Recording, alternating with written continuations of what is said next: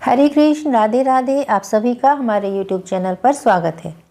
आज मैं आप सबके लिए एक ऐसी पौराणिक कहानी लेकर आई हूँ जिसमें भगवान कृष्ण ने अपने ही पुत्र को कोढ़ी होने का श्राप क्यों दिया, इसका वर्णन है। अब आप सोच रहे होंगे कि भला कोई अपने पुत्र को ऐसा श्राप दे सकता है, किंतु यह कोई बनी बनाई कहानी नहीं है, क्योंकि भविष्य पुराण, स्कंद पुराण और वाराह पुराण में भी इसका वर्णन है कि श्री कृष्ण ने अपने पुत्र को कोढ़ी होने का श्राप दिया था। आज जानते हैं इस पूरी पौराणिक कथा का रहस्य।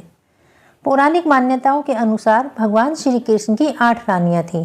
इनमें से एक का नाम था जामवंती, जो ऋक्षराज जामवंत की पुत्री थी। जामवंत उन पात्रों में से एक हैं जो रामायण और महाभारत दोनों ही काल में उपस्थित थे।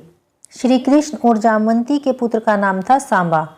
वह देखने में बहुत ही सुंदर और आकर्षक था। बताया जाता है कि श्री कृष्ण की छोटी रानियां उनके पुत्र सांबा से बहुत आकर्षित रहती थी। एक बार तो रानी नंदिनी ने सांबा की पत्नी का रूप धारण करके उन्हें गले से भी लगा लिया था। और जब श्री कृष्ण कहीं बाहर होते थे तो सांबा भी अपनी सभी माओं के साथ मजाक करते रहते थे। कृष्ण सब जानते थे, लेकिन कुछ कहते नहीं थे क्योंकि वो सांबा को ठेस नहीं पहुंचाना चाहते थे।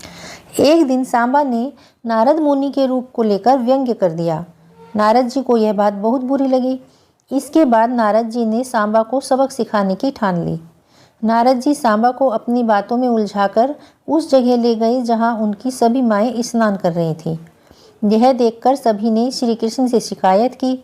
पत्नियों की बात सुनकर कृष्ण को बहुत गुस्सा आया। नारद जी ने भी आग में घी डाला और बढ़ा चढ़ाकर कहानी सुनाई। इस पर श्री कृष्ण ने अपने पुत्र को कोढ़ी होने का श्राप दिया। यह सुनकर सांबा विचलित हो गए और उन्होंने अपने पिता को सच्ची कहानी बताई। परंतु जब तक कृष्ण जी को उनकी सच्चाई पर भरोसा हुआ तब तक बहुत देर हो चुकी थी और श्राप वापस नहीं लिया जा सकता था। तब अपने बेटे को इस श्राप से मुक्ति दिलाने के लिए श्री कृष्ण ने उन्हें एक उपाय बताया। कृष्ण ने उन्हें सूर्य भगवान की तपस्या करने को कहा। वही इतने शक्तिशाली थे जो सांबा को इस श्राप से मुक्ति दिला सकते थे। इसके बाद सांबा ने एक सूर्य देव का मंदिर बनवाया। यह मंदिर चंद्रभागा नदी के किनारे मित्रवन में स्थित है। इसी मंदिर में सांबा ने 12 वर्षों तक सूर्य देव की कड़ी तपस्या की। सांबा की तपस्या से प्रसन्न होकर सूर्य देव ने उन्हें दर्शन दिए और उन्हें कोढ़ मुक्त जीवन जीने के लिए चंद्रभागा नदी में स्नान करने के लिए कहा। तब सांबा ने चंद्रभागा नदी में स्नान किया और वो कोढ़ से मुक्त हो गए।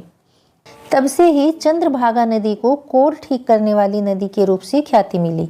ऐसा माना जाता है कि जो भी व्यक्ति इस नदी में स्नान करता है उसका कोढ़ जल्दी ठीक हो जाता है। तो ये थी श्री कृष्ण और सांबा की कहानी। जय श्री कृष्ण, राधे राधे।